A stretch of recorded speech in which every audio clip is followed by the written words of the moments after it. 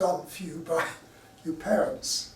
Now Calvin and Luther had left baptism alone, but the Anabaptists wanted this. They also, like Calvin, believed in local assemblies, controlling themselves and so on. Now out of these Anabaptists grew all sorts of various groupings like the Mennonites and the Baptists of today.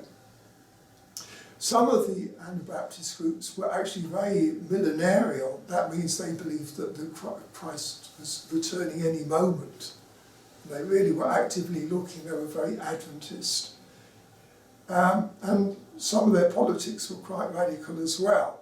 And Luther saw them actually as a threat, and he had the authorities suppress them as far as he could.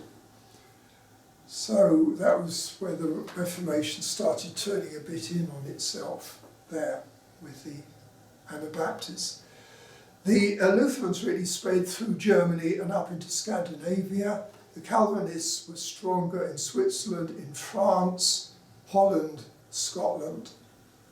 And the Anabaptist groups tended to be in northern Germany and a little bit into Holland as well, although going the other way also to Czechoslovakia. So we're talking here about the 15th century. Now, as we go into the 16th century, into the 1600s, the Reformation began to be a little bit compromised. These churches, these Reformation churches, finally broke all ties with Rome, and they became what we now call Protestant churches.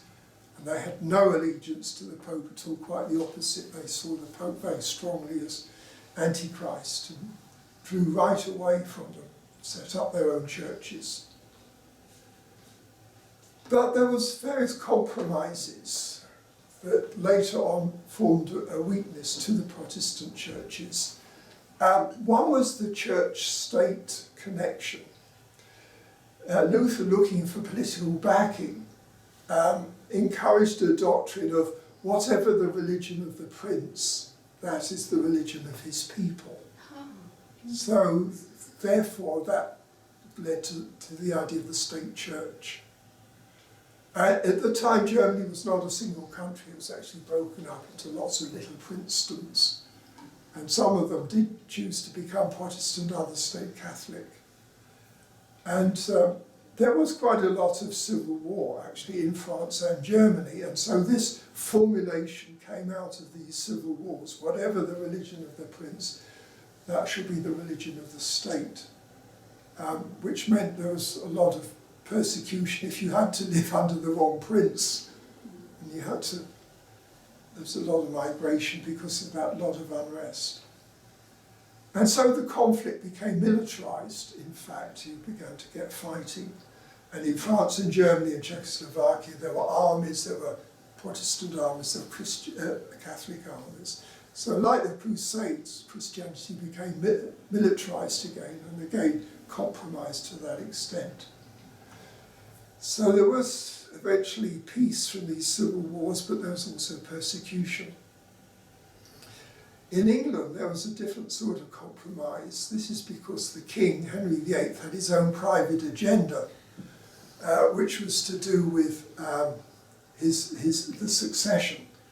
That he was married, he was a Catholic, he was married to a Catholic queen, but she produced no male children. So in an effort to get a male child, he wanted to divorce her and remarry. The Pope would not allow a divorce, so he said, right, I'm going to form my own church, and I'm going to be the head of it, and therefore I can do what I like.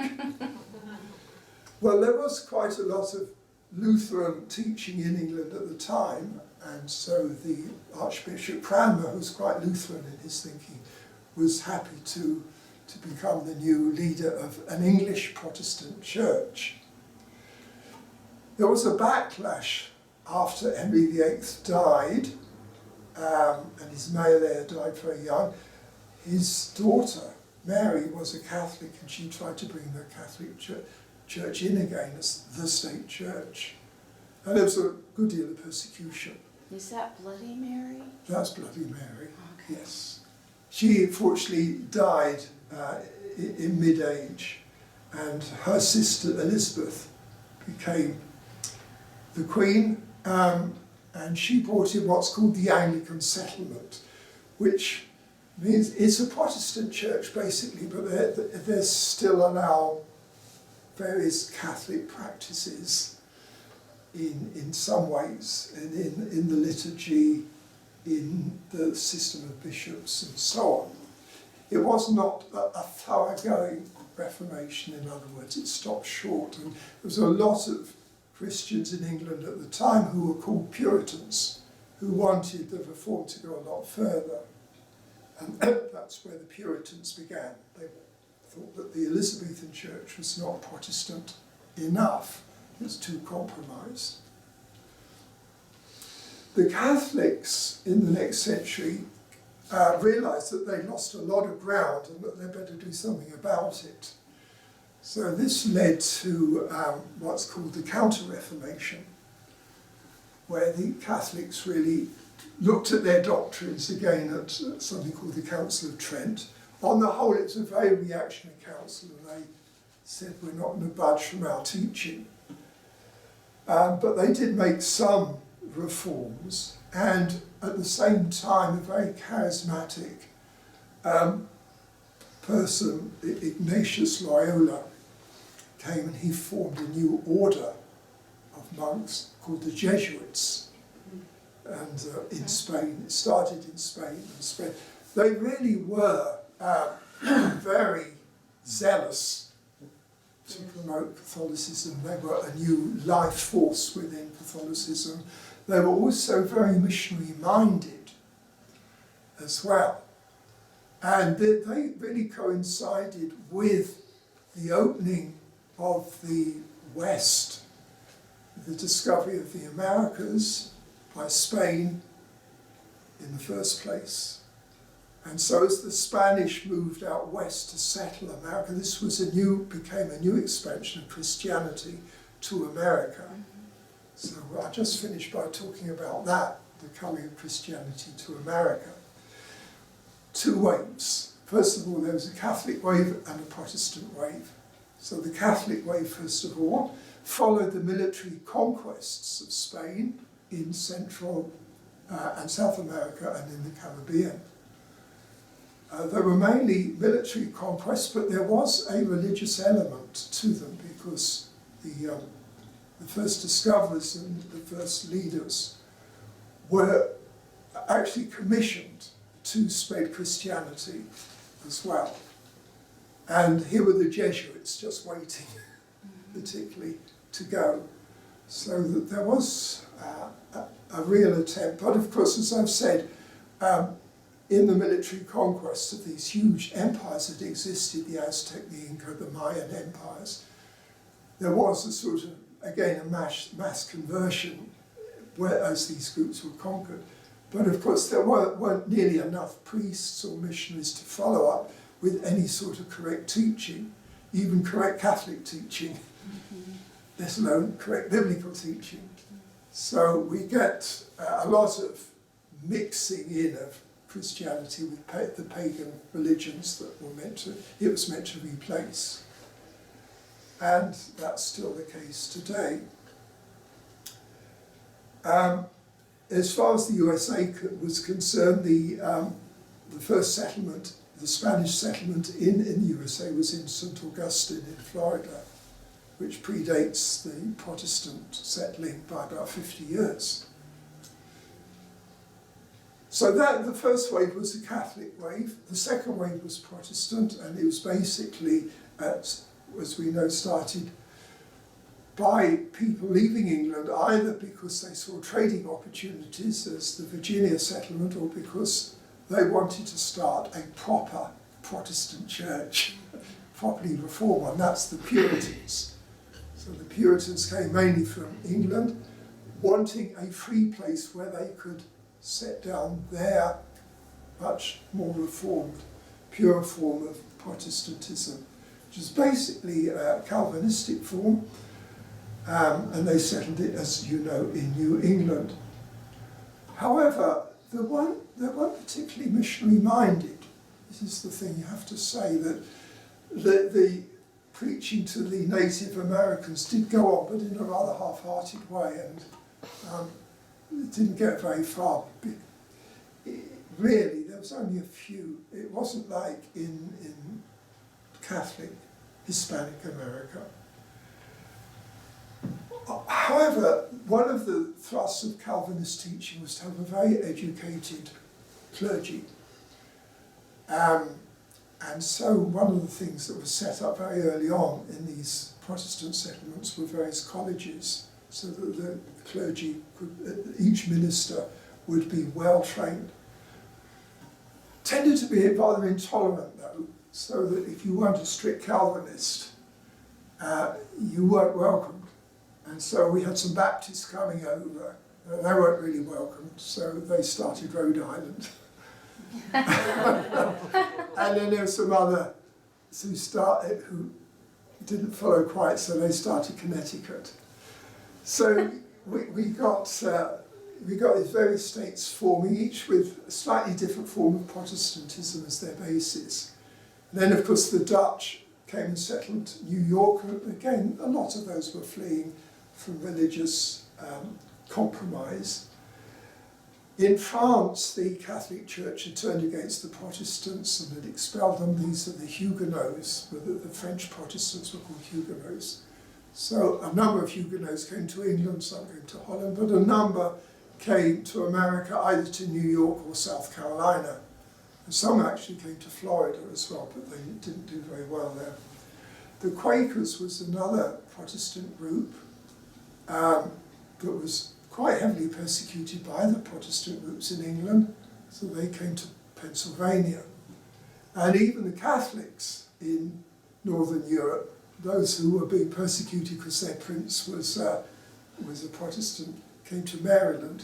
So you had all these colonies started with various Protestant groups as their first impetus. Later on, of course, they became more secular and more mixed as other immigrants came. But the first wave of Protestants were really reflecting the different Protestant strands in Europe. They were taken over into North America. Which is, I think, where we will leave it for today and see what happens. Why did Catholicism spread like it did? In America, do you mean? Well, Mexico and South and Central America. It was really the religion of the conquerors. So the conquerors brought their religion, and a lot of the conversions were at the point of the sword, you know. If you don't convert, we'll consider you heretics. Yeah, so that was not a very good way of converting. I mean, there was clearly the thinking, I think, of the indigenous populations was that it's interesting that there had been some sort of prophecies that people would come from abroad, you know. They almost saw the first Spanish almost as godlike characters with all their armour and their firearms and so on. They saw them as semi-divine. So there was that persuasive force as well in the Spanish coming. You were saying the Catholics at one point had to kind of reform Yes. to attract more people or whatever. Do you think that's going on today with this new Pope? He's making several changes. Yes. Amen. Yes, there is some gradual reform still going on. The Counter-Reformation wasn't, in a sense, reforming any of the doctrine or practices. It was just that some of the clergy were living dreadfully lax lives, you know, and there needed to be a bit more church discipline. And they did sort of tone down this selling of indulgences and some of the most obvious things that were gone wrong.